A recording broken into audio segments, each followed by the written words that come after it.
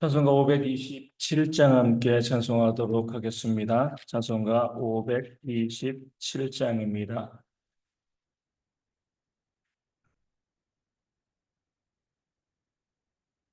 찬송가 527장 어서 돌아오 함께 찬송하도록 하겠습니다. 어서 돌아오 어서 돌아마노 지은 죄 무리 무겁고 그 길로 주와 죄와 담당하고 못 받으시며 우리 주의 넓은 가슴을 하늘보다 넓고 넓어 어서 돌아오 어서 돌아마노 우리 주는 날마다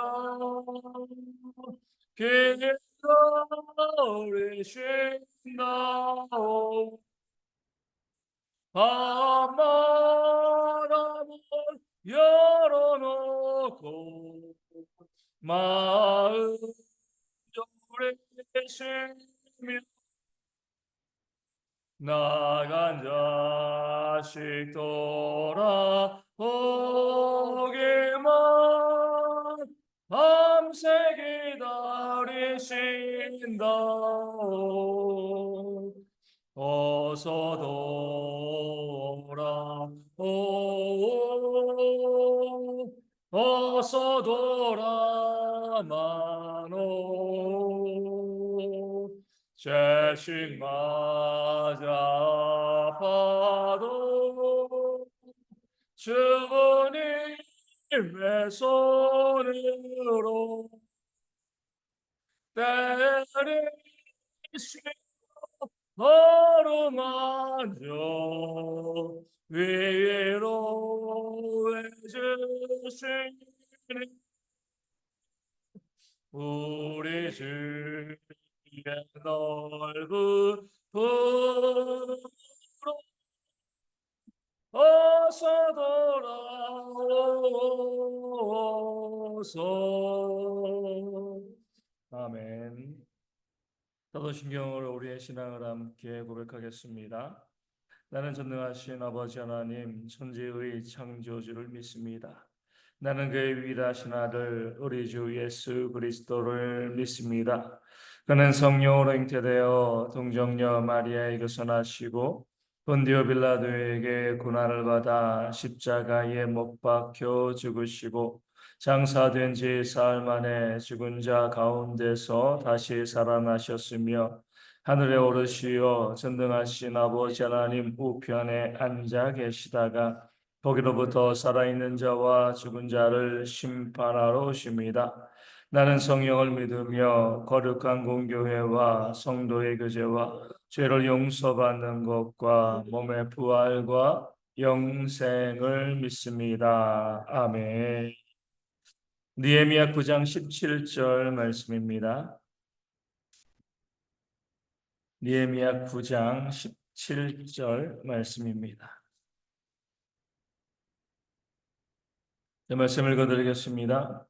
거역하며 주께서 그들 가운데에서 행하신 기사를 기억하지 아니하고 목을 굳게 하며 패역하여 스스로 한 우두머리를 세우고 종되었던 땅으로 돌아가고자 하였나이다. 그러나 주께서는 용서하시는 하나님이시라.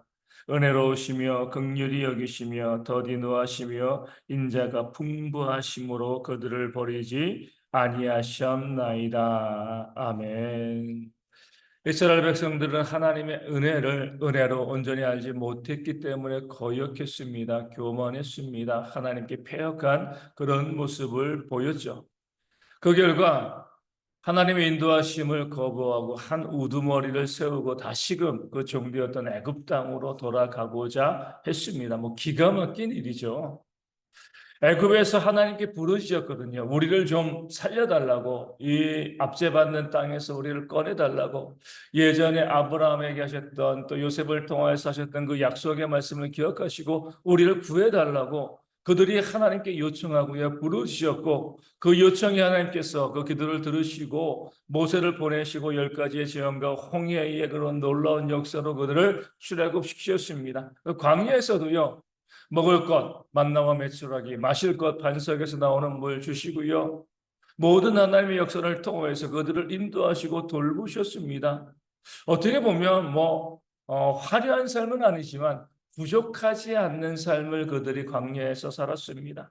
그런데 그들이 하나님의 그 말씀, 그 은혜를 다 기억하지 아니하고요, 은혜를 알지 못하고 우리가 다시금 애굽으로 돌아가자, 하나님께 반역하는 그런 모습을 광야에서 보였습니다. 이런 일들이 교회 가운데도 오늘날 보여지고 있습니다. 우리 구원받은 우리에 대해서 성경은요, 이전 것은 지나갔으니 보라 새 것이 되었도다라고 말씀하고 있습니다. 구원받기 이전의 삶, 그 애국과 같은 삶이 있고요, 구원받고 난 다음의 삶, 구원받은 하나님의 백성으로서의 삶이 우리 가운데 있습니다. 그럼에도 불구하고 우리가 이미 구원받았음에도 불구하고 다시금 애굽으로 돌아가는 것처럼 이전의 세상의 삶, 그 세속의 삶을 그리워하고요, 그 삶을 좋아하며 그 삶을 향해서 달려가고자 하는 그런 마음을 갖는 그런 사람들이 성도들 가운데도 많이 있습니다. 마땅히 구원받았기 때문에 이 세상에 소망 두지 않고요, 하늘의 소망을 두고 이 세상의 부활을 쌓지 아니하고 하늘의 부활을 쌓고요, 이 세상의 집을 마련하지 아니고 하늘의 집을 마련해야 되는데, 그 하나님 가나안 땅에 대한 소망은 우리가 전혀 갖지 아니하고 이 땅에서 잘 먹고 잘 살고 또 부자로서 누리며 살아가는 이 삶의 모든 것을 놔두고 있으면 그것이 바로 애굽으로 돌아가고자 하는 이스라엘 백성들의 그런 패역한 모습과 다를 바가 없는 것이죠. 하나님 보시기에 어떻겠습니까? 놀라운 능력을 가지고요, 그들의 부르짖음을 들으시고 하나님께서 구원해 내시고요, 그들에게 모든 것을 공급하시며, 물론 광야라는 삶이지만 그 가나안 땅으로 들어가게끔 주님께서 약속하시고 인도하시는데, 그런 하나님의 모든 은혜를 다 기억하지 아니하고 하나님을 배반하고요, 애굽으로 돌아가고자 하는 그런 실제적인 모습을 보였을 때에 얼마나 하나님께서 기가 막히셨겠습니까? 어떻게 보면 당장에 진멸하시는 것이 마땅합니다. 우리 신앙의 삶도 그렇습니다. 그냥 우리가 구원받아가지고 천국을 바라보는 것 아니잖아요. 예수님의 십자가의 보혈, 그 고통과 그 죽음으로 인하여서 우리 가운데 영생이 주어졌고요, 우리가 하나님 나라를 바라보는 그런 성도의 삶을 살아가는 겁니다. 그런 거룩한 삶을 살아가는 것이 마땅한데, 여전히 구원받았다라고 하면서도 이전의 삶을 바라보면서 주님의 삶보다는 세상의 삶을 더 좋아하고 있으면 하나님께서 그런 성도들을 진멸하시는 것이 또한 마땅하지 아니하겠습니까? 그런 오늘 말씀을 이렇게 이야기하고 있습니다. 주께서는 용서하기를 좋아하시는, 즐겨하시는 하나님이시다라고 말씀하고 있습니다. 용서하시는 하나님이시라, 용서하기를 좋아하시는 하나님이시다. 은혜로우시며 긍휼히 여기시며 더디 노하시며 인자가 풍부하시다.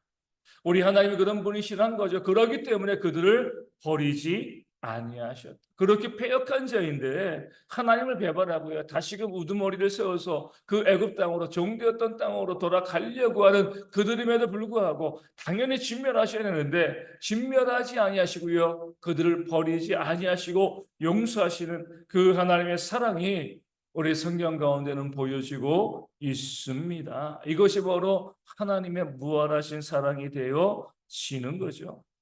탕자의 비유에서도 그 둘째 아들은요, 아버지에게 유산을 받아다가 허랑방탕하게 제멋대로 살다가 다 버리고 다 망가지고요, 다 소비되어지고 거지꼴로 그 아버지에게 돌아옵니다. 그 아버지가 그 탕자를 받아주지 않는 것이 마땅한 거죠. 이제 아버지 죽은 거로 생각하고 유산 받아가지고요 나가버렸는데 그런 아들에 대한 미련이 뭐가 있겠습니까? 그럼에도 아버지는요 용서하시는 아버지이시고요 인자와 긍휼이 풍성하시고 더디 노하는 그런 아버지이기 때문에 그 탕자가 회개하고 돌아왔을 때에 그 탕자를 다시 받아주시고요 그 아들의 위치를 회복시켜준 그런 역사가 성경 가운데 그런 비유의 말씀으로 우리 가운데 들려주고 있습니다. 하나님이 어떤 분인가 우리 가운데 보여주시는 거죠. 그런 용서의 실제적인 예가 바로 디베랴 바닷가에서 베드로를 향해서 내가 나를 사랑하느냐 세 번 물어보신 주님의 모습으로 나타나는 겁니다. 어떻게 용서할 수 있겠습니까? 용서하지 못하는 것이 마땅하죠. 세 번이나 주님을 모른다 부인했는데 그럼에도 불구하고 그런 베드로를 용서하시고 내가 나를 사랑하느냐 내 양을 치라 내 양을 먹이라 다시 한번 그를 하나님의 일꾼으로 세워진 예수님의 사랑의 신뢰가 디베랴 바닷가에서 우리 가운데 보여주고 있는 겁니다. 왜 하나님께서 우리를 용서하시고요 긍휼히 여기시고 자비를 도와시고 더디 노하시는가? 그것은요 인간이 그만큼 악한 존재이기 때문에 그렇습니다. 인간이 선해가지고 하나님께서 원하시는 대로 그 삶으로 온전히 걸어간다라고 하면 하나님께서 뭐 굳이 용서하지 않아도 큰 문제가 발생하지 아니하지만 우리 하나님께서는요 우리가 어떠한 존재인지 너무나 잘 알고 계시기 때문에 우리가 늘 악에 치우쳐 있고요. 그 악을 좋아하고 세상을 좋아하는 그런 사람임을 너무나 잘 알고 계시기 때문에 하나님께서는 우리를 향해서 어때요? 인자심을 멈추지 않으시는 겁니다. 만약에 하나님께서 우리가 행한 대로 우리에게 심판하시면 어떤 일이 벌어지겠습니까? 우리가 말한 대로, 우리가 행동한 대로, 우리가 모든 삶을 살아가는 모습 그대로 하나님께서 우리를 심판하신다라고 하면은요, 우리 가운데 뭐 저를 비롯해서 살아남을 수 있는 존재가 누가 있겠습니까? 아무도 그런 존재가 없는 거죠. 그렇기 때문에 하나님께서 우리 가운데 인자를 더하시고요, 긍휼을 더하실 수밖에 없는 겁니다. 그렇게 이스라엘 백성들이 한 우두머리를 세우고 그렇게 애굽으로 돌아가고자 할 때 하나님께서 다시금 그들을 용서하시고요. 그 광야 40년을 그들을 보존하시고 결국 하나님의 약속의 땅으로 그들을 들어가게 하여 주셨습니다. 그 은혜가 그 하나님의 사랑이 우리 모두에게 있기를 소망합니다. 오늘도 우리를 향하신 하나님의 은혜, 그 인자하심과 긍휼하심, 용서하심의 은혜가 충만함을 기억하시고요. 그 하나님께서 나를 지금까지 인도하시고 사랑해 주셨기 때문에 내가 이 하루를 살아갈 수 있다. 이 고백의 마음을 가지고 살아가는 그런 지혜가 우리 가운데 있도록 기도하여 주시고 또 무엇보다도 우리가 용서받은 자이기 때문에 뭐 하는 거죠? 용서하는 겁니다. 은혜 받은 자이기 때문에 은혜를 베푸는 거죠. 더디 노하심을 받았기 때문에 우리도 이웃에 대해서 더디 노하는 그런 삶을 살아가는 겁니다. 내가 받은 대로 내가 남에게 해줄 수 있기 때문에 그런 거죠. 그런 마음 가지고 우리 또한 우리 주변에 보면 이스라엘 백성들이 다시금 애굽으로 돌아가는 것처럼 배반하고요. 제멋대로 살아가는 어떻게 보면 내게 받은 은혜를 기억하지 못하고요. 내가 섬기고 사랑한 것 알아주지 아니하고 내 마음을 힘들게 하고 아프게 하는 그런 사람들이 우리 가운데 있을 수 있습니다. 그럴 때에 그들을 향하여서 우리가 그럼에도 불구하고 용서하고요. 사랑하고 섬기는 그런 삶이 우리 모두 가운데 부어질 수 있도록 그것을 통하여서 우리 가운데 주시는 하나님의 회복의 역사가 충만한 그런 하루가 되어질 수 있도록 열심히 기도하도록 하겠습니다. 우리 대형교회가 용서와 은혜를 받은 자로서 또 용서와 은혜를 나누고 베풀어 줄 수 있는 그런 교회가 될 수 있도록 기도하여 주시고요. 육신의 질병에 있는 성도들 회복되어 줄 수 있도록 삶의 문제와 또 경제적인 어려움 가운데 힘들어하는 그 성도들도 회복되어 줄 수 있도록 위하여 기도하여 주시고요. 또 계속해서 더위가 있습니다. 이 더위 가운데 우리 어르신들과 아이들 또 군에 있는 형제들 건강에 잃지 아니하도록 위하여 기도하여 주시고 또 삶의 문제 경제적인 어려움을 아파하는 모든 성도들도 회복되어 줄 수 있도록 또 선교제 교회 위하여서 또 작은 개척 교회 가운데도 하나님께서 부흥의 역사를 충만히 부어주시도록 이 아침에 함께 기도하도록 하겠습니다. 기도문 하시겠습니다. 하늘에 계신 우리 아버지, 아버지의 이름을 거룩하게 하시며 아버지의 나라가 오게 하시며 아버지의 뜻이 하늘에서와 같이 땅에서도 이루어지게 하소서. 오늘 우리에게 일용할 양식을 주시고 우리가 우리에게 잘못한 사람을 용서하여 준 것 같이 우리의 죄를 용서하여 주시고 우리를 시험에 빠지지 않게 하시고 악에서 구하소서. 나라와 권능과 영광이 영원히 아버지의 것입니다. 아멘. 기도하겠습니다.